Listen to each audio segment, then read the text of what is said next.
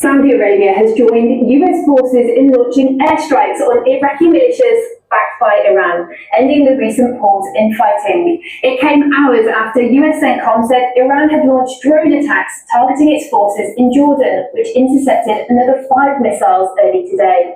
Iraq's Popular Mobilization Forces said at least 20 of its members were killed in the US-Saudi strikes on its bases. जय हिंद दोस्तों, मैं हूं भाग्यराज। आप सभी का स्वागत करता हूं जियो पॉलिटिक्स के इस इंटरेस्टिंग लेक्चर में। आपने थंबनेल पर देख ही लिया होगा कि सऊदी अरब ने भी अब यूएस ईरान इजराइल वॉर में अपनी एंट्री मार ली है और ये वॉर पूरे मिडिल ईस्ट में अब फैलता जा रहा है और वो टाइम दूर नहीं है जब यूएई भी अपनी पूरी मिलिट्री को भेज सकता है यहाँ पर ईरान की तरफ। तो ये वीडियो पर आगे चर्चा करने से पहले ना, मैं आपको पिछले वीडियो में मैंने आपसे एक क्विज पूछा था जिसका आंसर मैं आपको दे देता हूँ। ये था वो क्वेश्चन कि हाल ही में बांग्लादेश ने किस देश के साथ टाइगर लाइटिंग एक्सरसाइज प्रारंभ की है। आपके ऑप्शन थे रूस, पाकिस्तान, चीन और यूएसए। तो सही आंसर है USA. United states of America के साथ ना एक टाइगर लाइटिंग एक्सरसाइज प्रारंभ किया है। ठीक है ना। चलिए अब आते हैं हम लोग अपने टॉपिक पर।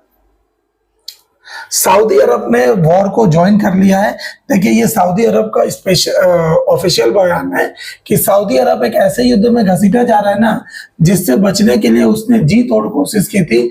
और ये स्टेटमेंट गलत नहीं है, सही बात है कि सऊदी अरेबिया पिछले 5 महीनों से ना खाली ईरान के वॉर को सही जा रहा है। ईरान उसके ऑयल स्ट्रक्चर, यूएस के बेस पर सब जगह पर अटैक कर रहा था। सऊदी चाह के भी नहीं आ रहा था कि भाई वॉर एस्केलेट ना हो, बट फिर भी सऊदी ने ये वॉर ज्वाइन कर लिया है। आप देखेंगे ना ये न्यूज बहुत वायरल हो रहा है। Saudi Arabia joins US strike और Iran backed militants in Iraq.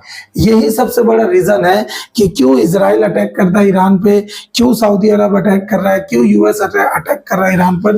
देखिए ईरान ने ना बहुत सारे अपने प्रॉक्सीज पाल रखे हैं। प्रॉक्सीज का मीनिंग है कि ईरान ने ना इराक में भी अपने प्रॉक्सीज पाल के रखे हैं, यमन में भी प्रॉक्सीज पाल के रखे हैं। जो हूती, मैंने आपको पहले ही बताया था, हूती, ठीक है। गाजा में हमास, सुने हैं नाम ये सब आपने। गाजा में हमास, लेबनान में हिजबुल्ला, ये सबको पाल के रखा हुआ है। अब ये ना पूरे वर्ल्ड के नजर में एक टेरर ऑर्गेनाइजेशन है जिसको ईरान फंडिंग करता है, जिसको ईरान अत्याधुनिक हथियार देता है, ड्रोन देता है, ताकि एक देश को क्या करे, बैकफुट पे ला सके। ये ईरान का ये साजिश रहता है हमेशा। तो इसीलिए ना यूएस ने ना सऊदी को बहुत पहले से बोला था कि आप अटैक करिए, लेकिन सऊदी इस पे अटैक नहीं करता था क्योंकि ईरान ना पूरे मुस्लिम वर्ल्ड का एक लीडर बनना चाहता है। बट देखा जाए तो सऊदी अरब ही है एक पूरे मुस्लिम वर्ल्ड का लीडर, क्योंकि वहीं पर मक्का मदीना है। ऐसा लोगों के द्वारा बोला जाता है कि जहाँ पे मुस्लिम धर्म के सबसे बड़े, जो जैसे हमारा मंदिर होता है वैसे उनका तीर्थ स्थल है वो मक्का मदीना, तो वो सऊदी अरब में है। इसीलिए सऊदी को एज अ लीडर की तरह लोग देखते हैं। ऐसा कोई ऑफिशियल नहीं है, बट पूरे मुस्लिम वर्ल्ड के लोग ना सऊदी अरब को एज अ लीडर देखते हैं। क्लियर हो रहा है। अब इस जगह पे देखिए, ये हो वो इराक का जगह जहां पर सऊदी ने अभी मिलिट्री अटैक किया है। क्लियर है। आप देखेंगे ना, ये है सऊदी के प्रिंस मोहम्मद बिन सलमान। नेचर में काफी अच्छे हैं, बहुत ही मतलब रूढ़िवादी टाइप का व्यक्ति नहीं है ये अभी आधुनिक सोच को क्या करता है, अपनाया हुआ है अपने देश में।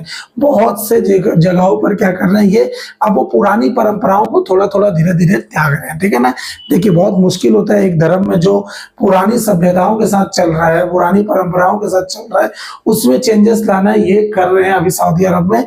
आप देखते हैं इनके अनुसार ये बोला गया ना, सऊदी अरब ने क्षेत्रीय संघर्ष में घसीटे जाने से पहले 5 महीने तक प्रयास किए हैं और ईरानी ड्रोन द्वारा उसके तेल उद्योग को निशाना बनाने के बावजूद तेहरान के साथ संचार के खुले चैनल बनाए रखे थे। ठीक है ना।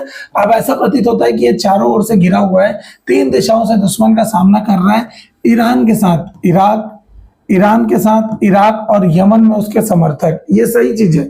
ये आप देखेंगे ना, इसमें पिछले सप्ताह इस राज्य को यमन में ईरान समर्थित हुदियों द्वारा मिसाइल हमले, इराक में ईरान समर्थक मिलिशिया द्वारा ड्रोन हमले और तेहरान में नए सिरे से मिल रही धमकी के कारण ना सऊदी को इस युद्ध में कूदना पड़ा है। आप बोलेंगे क्या हो गया था? ईरान ने बार बार सऊदी को ये बोला है कि यूएस का बेस हटाओ, नहीं तो हम तुम्हारे ऊपर अटैक कर देंगे।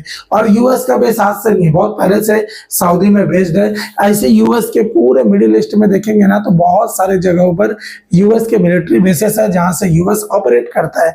तो जब से ये वॉर चालू हुआ है ना, तो जो ईरान है ना, वो डायरेक्ट यूएस पर एक भी बार अटैक नहीं किया है।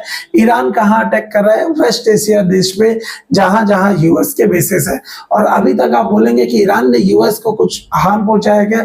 ईरान ने यूएस की कंट्री पर हार्म नहीं पहुंचाया है, लेकिन उसके बेसिस पे अटैक करके यूएसए को बहुत ही ज्यादा $बिलियन तक का नुकसान झेलवा दिया है। ठीक है ना?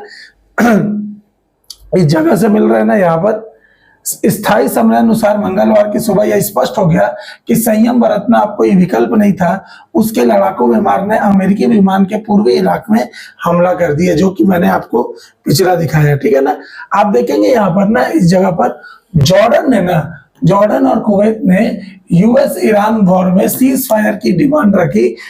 जॉर्डन ने ईरान से कहा भी कि भाई सीज फायर कर लेते हैं, स्ट्रेट ऑफ हॉर्मुज को खोल देते हैं, क्या है वर्ल्ड इकोनॉमी पूरा डाउन हो रहा है।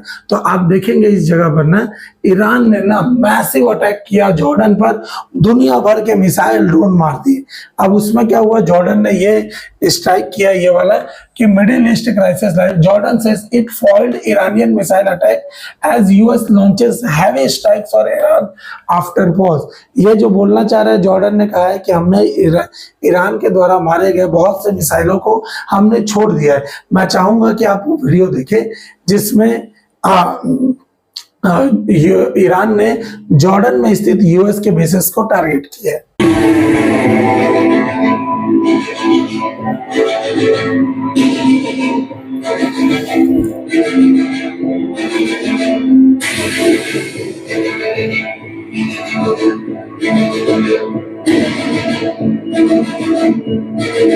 ये जो वीडियो था ना, ये आईआरजीसी के द्वारा जॉर्डन पे मारा गया वीडियो था। ठीक है ना? अब यहाँ पर इजराइल को ईरान ने फिर से एक धमकी दिया है कि अगर हमारा मिसाइल ना जॉर्डन तक जा सकता है ना, तो हमारा मिसाइल इजराइल में भी आ सकता है। मैं पहले आपको ये मैप दिखा देता हूँ। देखिए, ये वो मैप है और ये बोल रहा है कि यहां से अगर ईरान ने ना मार रहा है ना, अगर ये जॉर्डन तक भी इसके मिसाइल आ जा रहे हैं ना, तो इसका मतलब है कि मेरे मिसाइल ना इजराइल पे भी गिर सकते हैं। ऐसा वाला ये इजराइल को धमकी दिया है। और इजराइल का जो अभी आपको मालूम है कि नेतन्याहू अभी अमेरिका गए हैं, तो अमेरिका में उसने कहा भी है कि अब इजराइल के पास कोई भी ऑप्शन नहीं बचा है, अब उसे ईरान को अटैक करना ही होगा। और याद रखिएगा, इजराइल का थर्ड वेव अटैक अभी बचा ही है, जो कि पूरी दुनिया बोल रही है कि ये सबसे ज्यादा भयानक हो सकता है, क्योंकि इजराइल अपने पूरे ताकत के साथ ईरान पर अटैक करेगा, जिससे ईरान में बहुत सारा चीजें ऐसा हो सकता है कि बहुत क्रैकडाउन लगाना पड़ जाए ईरान में। क्योंकि जब इजराइल अटैक करता है ना, तो वो नहीं देखेगा कि वो कहाँ पे बम मार रहा है, कहाँ नहीं। इजराइल अपने लिए जीता है। अगर उसको अपने ऊपर थोड़ा भी डाउट हो तो वो तुरंत अटैक कर देता है किसी भी दूसरे देश को। तो देखते हैं आने वाले टाइम में होगा क्या, बट जो भी होगा इसके लिए मैं अपडेटेड वीडियो आपके लिए जरूर बनाऊंगा। तब तक मेरे चैनल से जुड़ने के लिए बहुत बहुत शुक्रिया। नए आए हैं तो मेरे चैनल को सब्सक्राइब, शेयर और लाइक जरूर कर दीजिएगा। Thank you so much. जय